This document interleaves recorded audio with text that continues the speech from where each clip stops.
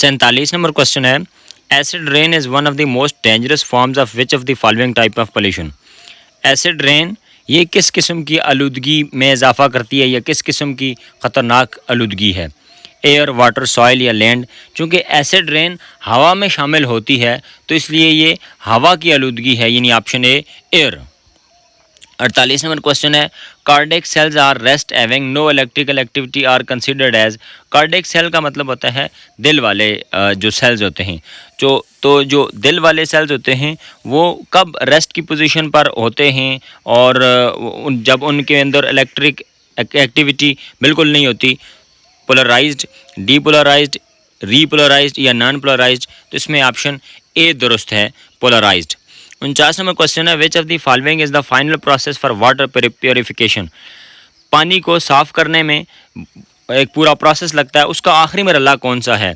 Sedimentation, disinfection, filtration या coagulation. तो पानी को साफ़ करने का जो आखिरी मरहला है वो डिसइंफेक्शन होता है, यानी उसके अंदर क्लोरीन शामिल कर दी जाती है ताकि जो जरासीम है उसके अंदर से वो मर जाएँ। इस अमल को डिसइंफेक्शन कहा जाता है। What type of organisms can produce hydrogen under certain conditions by using sunlight as their energy source?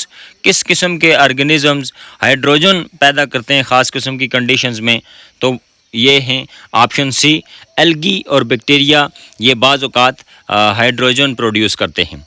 51 number question है, compare to petroleum and coal.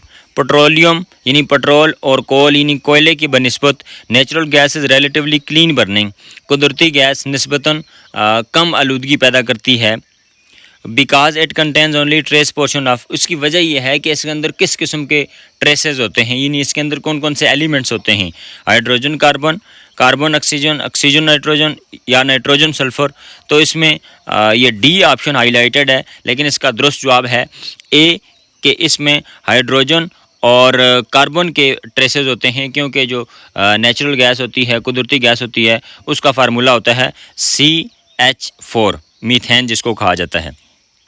52 number question है, demography is the study of human populations. इंसानों की आबादी के लिहाज से जो study की जाती है उसको डेमोग्राफी कहा जाता है। Demography is derive from Greek word.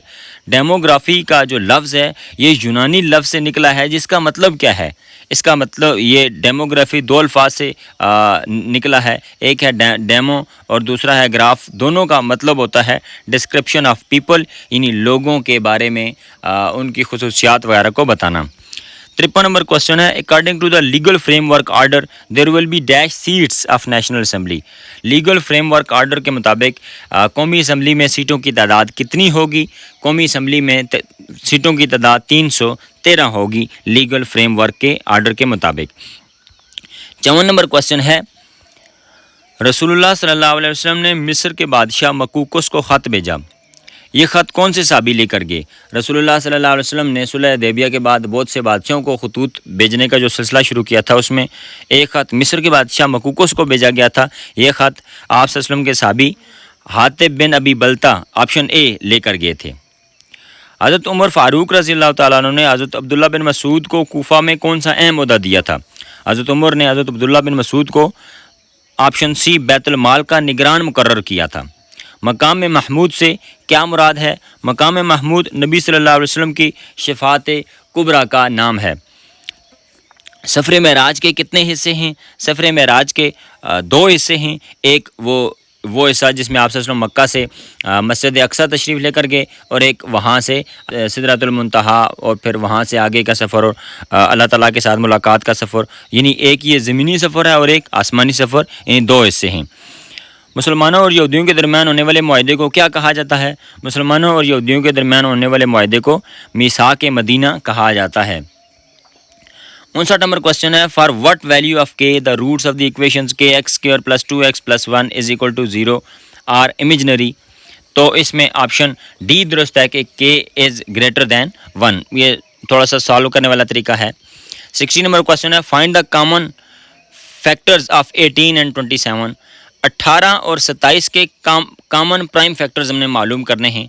तो देखें ये जो रेड कलर में हैं, पहले हम 18 के प्राइम फैक्टर्स मालूम कर लेते हैं। वो है 2, 3, 3 यानी 2 मल्टीप्लाइड बाय 3 मल्टीप्लाइड बाय 3 ये 18 होता है। इसी तरह इसके नीचे 27 के हमने मालूम किए हैं, 3 मल्टीप्लाइड बाय 3 मल्टीप्लाइड बाय 3 ये 27 होता है। अब ये चूँकि सारे प्राइम हैं, कॉमन इसमें देख रहे हैं हम कि 3 ऊपर भी है नीचे भी है, तो 3 कॉमन प्राइम फैक्टर है। ऑप्शन ए दुरुस्त है 3। 61 नंबर क्वेश्चन है 2/7, 4/7 एंड 8/7 आर कौन सी फ्रैक्शंस? इक्विवेलेंट, अनलाइक, लाइक या इम्प्रॉपर फ्रैक्शंस। तो ऐसी फ्रैक्शंस के जिनका डिनोमिनेटर एक जैसा हो यानी सेम हो, जैसे इस केस में हमारे पास के डिनोमिनेटर सब फ्रैक्शंस का 7 है, तो ऐसी फ्रैक्शंस को लाइक फ्रैक्शंस कहा जाता है। Which of the following sets of side lengths does not form a right angle triangle? इनमें से कौन सी ट्राइंगल ऐसी है, कौन सी साइडें ऐसी हैं कि जो राइट एंगल ट्राइंगल नहीं बनाती? राइट एंगल ट्राइंगल ऐसी ट्राइंगल होती है कि जिसका एक एंगल 90 का होता है। अब ये जो हमारे पास ऑप्शंस दिए हुए हैं, इन तीनों को हम चेक कर सकते हैं पाइथागोरस थ्योरम के ज़रिए। तो जब आप ऑप्शन बी को चेक करेंगे यानी 9, 10 और 15, तो जो दोनों छोटी साइडें हैं उनके स्क्वायर्स का मजमूआ ये बराबर होता है तीसरी वाली यानी बड़ी वाली साइड के स्क्वायर के मजमूए के बराबर। बाकियों में ए, सी और डी में तो मौजूद है, लेकिन बी में ये मौजूद नहीं है। हम देख लेते हैं 9 का स्क्वायर प्लस 10 का स्क्वायर इज इक्वल टू 15 का square. 9 9s are 81 and 10 10s are 100। अब इनको अगर हम प्लस करें तो 81 जमा 100 ये 181 बनता है, जबकि दूसरी तरफ 15 का स्क्वायर 225 बनता है। तो 181 इज़ नॉट इक्वल टू 225, इसलिए ये राइट एंगल ट्राइंगल नहीं बनाएगी। 63 नंबर क्वेश्चन है find LCM of x square minus 4x plus 3, x square minus 3x plus 2 and x square minus 5x plus 6। हमने इनका एलसीएम मालूम करना है। अब एलसीएम मालूम करने के लिए सबसे पहले हमने मिडल टर्म ब्रेकिंग के ज़रिए इन तीनों टर्म्स के फैक्टर्स मालूम किए हैं।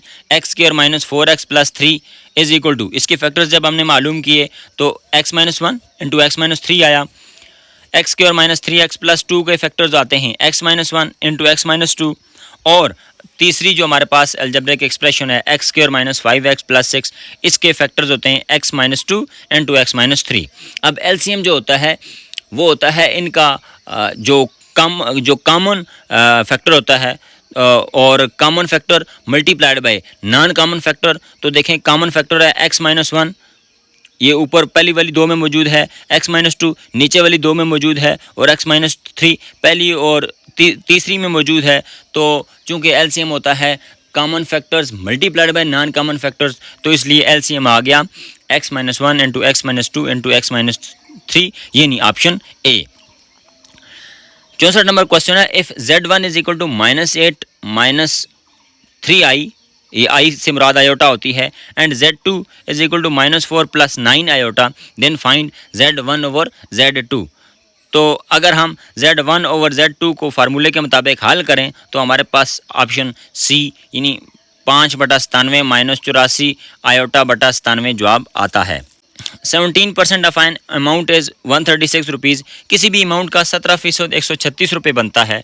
फाइंड 25% ऑफ दैट अमाउंट, तो हमने उस अमाउंट का 25% बताना है। अब ज़्यादा पहले हमें उस अमाउंट के बारे में बताना पड़ेगा कि वो अमाउंट कितनी है। तो लेट्स सपोज कि वो अमाउंट है x, तो 17% of x is equal to 136।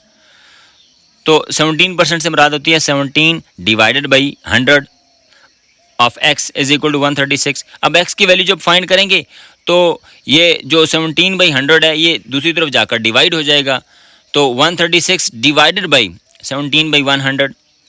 अब हमें पता है कि जब डिवाइड होता है फ्रैक्शन में तो उसको हम मल्टीप्लाई से चेंज करते हैं और अगली रकम को हम उलट देते हैं, यानी 136 मल्टीप्लाइड बाई 100 डिवाइडेड बाई 17 हो जाएगा, जिसको हम सिंप्लीफाई करेंगे तो हमारे पास जवाब आएगा 800। यानी वो जो अमाउंट है वो होती है 800। 800 का 17% 136 रुपये बनता है। अब हमने इसी 800 का 25% निकालना है, तो 25% ऑफ 800 ये बराबर हो जाएगा 200 के, यानी ऑप्शन ए।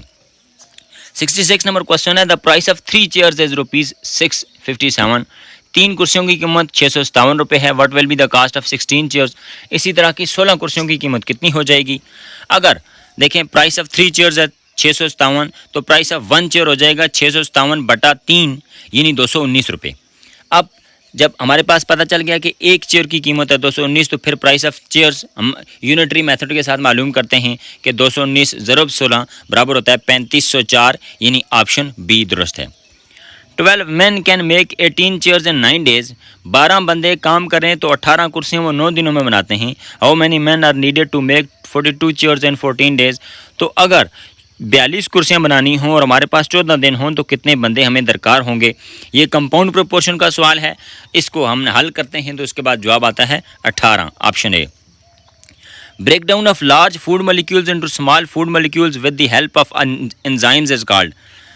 खुराक के बड़े बड़े मॉलिक्यूल्स को छोटे छोटे मॉलिक्यूल्स में तब्दील करने को के अमल को क्या कहा जाता है, और जिस तरीके में एंजाइम्स भी काम कर रहे हों तो इस तरीके को केमिकल डाइजेशन कहा जाता है। दो किस्म की डाइजेशन होती है, एक होती है फिजिकल डाइजेशन और दूसरी होती है केमिकल। तो चूँकि यहाँ पर एंजाइम्स का भी काम है तो एंजाइम्स मुकम्मल तौर पर उसको ख़त्म करते हैं, छोटे करते हैं, तो इसलिए ये केमिकल डाइजेशन है, जबकि फिजिकल डाइजेशन ये दांत करते हैं। 69 नंबर क्वेश्चन है, all of the following are the methods of natural propagation. मंदिर जज़ैल में से सारे के सारे तरीके नेचुरल प्रोपेगेशन हैं। हमने बताना है कि कौन सा नहीं है, बडिंग, ग्राफ्टिंग, बल्ब्स या ट्यूबर्स। तो इसमें ग्राफ्टिंग एक ऐसा तरीका है कि जो नेचुरल प्रोपेगेशन का तरीका नहीं है। We check the horizontal surface level of the table by, हम जो टेबल होता है, मेज़ होता है, उसका हॉरिजॉन्टल सरफेस कैसे मालूम करते हैं। तो हमारे पास एक डिवाइस होती है जिसको हम स्पिरिट लेवल कहते हैं। उस लेवल के ज़रिए हम टेबल की हॉरिजॉन्टल सरफेस को चेक करते हैं कि आया ये हॉरिजॉन्टल है या नहीं है, यानी एंगल जो है वो 180 का बन रहा है या नहीं। 71 नंबर क्वेश्चन है, the absolutist belief in the effectiveness of the dialectical method for determining knowledge and truth is characterised by. तो इसमें ऑप्शन से हमारे पास realism, idealism, pragmatism and parallelism. तो इसमें ऑप्शन सी प्रैग्मेटिज्म दुरुस्त है। An element expected to transform values and attitudes and create motivation for social changes is. तो इस एलिमेंट को क्या कहा जाता है? इस एलिमेंट को एजुकेशन कहा जाता है। Task that carry a higher chance of not being achieved and are generally felt to be very difficult to implement are. तो ऐसे टास्क जो इम्प्लीमेंट होना मुश्किल होते हैं हम उनको एम्स कहते हैं एजुकेशन की फ़िलासफ़ीज़ में। 74 नंबर क्वेश्चन है, not considered a mode of education. मंदिर जैल में से कौन सा मोड ऑफ एजुकेशन नहीं है? तो एक्सपेरिएंशियल एजुकेशन ये मोड ऑफ एजुकेशन नहीं है, जबकि बाकी फार्मल, इनफॉर्मल और ऑनलाइन एजुकेशन ये एजुकेशन के मोड्स हैं। The stage where conversation skills and understanding that two identical things remain equal despite appearance changes is developed is called. तो ऐसी स्टेज को हम option A concrete operational stage कहते हैं।